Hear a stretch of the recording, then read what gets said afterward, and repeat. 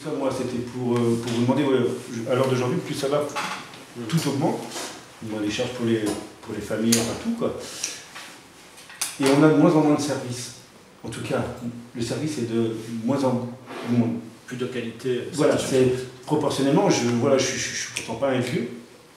Moi, je ne suis pas vieux. Il suffit de se rendre aux urgences à Dax pour les consulter. Voilà. Je suis désolé, quoi. Je me rappelle, moi, il y a de ça encore 20 ou 30 ans de ça, j'avais l'impression que justement que le service public était largement meilleur. Et pourtant, les gens donnaient carrément moins, quoi. Donc, arrivé à un moment, moi, je veux bien entendre tout ce qu'on voudra. Il est où tout cet argent-là? Il est où? Parce que c'est bien gentil de dire aux gens, ouais, on prend. Parce que moi, si on y va juste par là, sans vouloir être désagréable ou quoi que ce soit envers cette dame, la première dame, sa rémunération, je suis désolé, quoi. C'est vrai, c'est pas une rémunération.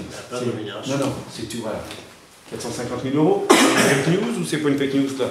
Par an. Je pense que, je n'ai pas le chiffre exact, mais je pense que ça doit être vrai. Maintenant, il faut qu'on regarde, parce que si Leda, elle a effectivement le fonctionnement de son secrétariat. Non, apparemment, ça ne fait pas partie de. Je pense qu'il doit avoir dedans, mais au moins, il faut connaître une chose, c'est qu'avec Emmanuel Macron, c'est transparent et c'est annoncé. Donc, après, ça peut être. Mais on est bien d'accord, sauf qu'on nous avait des chiffres, moi j'avoue, j'ai jamais regardé combien le budget exactement. Voilà. Sauf qu'il avait quand même annoncé que ça allait changer, que tout ça allait changer par rapport à ses prédécesseurs, et on n'a pas l'impression que c'est changé grand-chose, parce que vous voyez, en fin de compte, c'est vrai qu'il avait une grosse charge sur ses épaules quand il a été élu, parce que s'il a été élu, c'est aussi parce que justement on ne voulait plus de cette ancienne politique.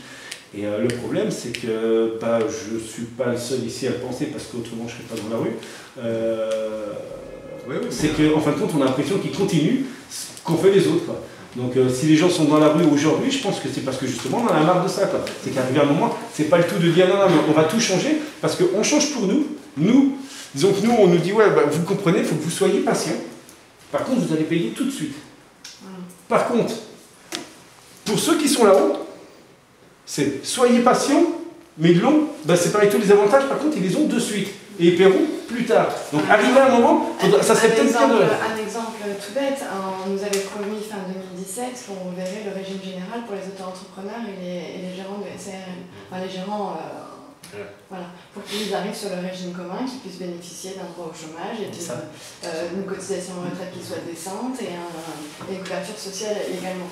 Et on l'attend encore. On est fin 2018. Non, on ne le souhaite, mais je sais qu'il y a des partenaires qui discutent en ce moment. Ah oui, mais justement, il arrive un moment, les partenaires qui nous nous disent. impose là cette taxe sur le gasoil, s'il y avait eu des choses qui auraient été faites en amont pour le peuple, et certainement que ça serait mieux passé. Sauf qu'à un moment donné, tout ce qu'on nous promet qui puisse nous faciliter un peu la vie, ça met des années à être mis en place. Et que cette taxe part, on nous la met le lendemain, il faudrait le dire. Si on peut. Oui, mais quand le problème, il est là. Si je peux revenir juste sur ce champ. L'exemplarité, oui, il faut qu'on la donne, il faut qu'on aille encore plus loin. Je suis d'accord avec vous, je partagerai.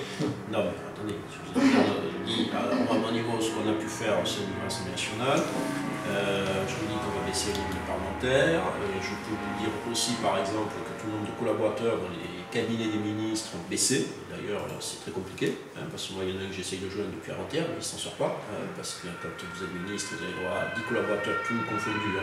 À l'intérieur, vous avez le secrétariat, vous avez les conseillers techniques, etc.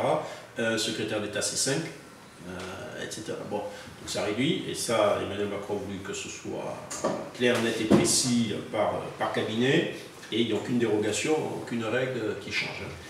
Avant, c'était beaucoup plus ouvert. Et je peux dire qu'ils bossent beaucoup dans le cabinet ministériel, heureusement, de toute façon, on leur demande, et ça fait partie des choses. Il y a des choses qui se font, il faut aller plus loin, oui, certainement, c'est évident, à tous les niveaux, et il faut que nous, on montre l'exemple, je suis d'accord. Donc, s'il faut aller plus loin, on travaillera, s'il faut réduire encore plus le nombre de députés et de sénateurs, on verra. Après, il faut qu'on garde aussi quand même des élus pour représenter le peuple. La démocratie a un coût. Voilà, il faut faire attention parce que de notre côté, peut-être qu'il y a des endroits où il faut baisser, il y a des endroits où il faut certainement monter. Moi, j'étais un élu local aussi. je sais ce que perçoit un maire d'une petite commune, et la responsabilité qu'il a, le temps de travail qu'il a, etc.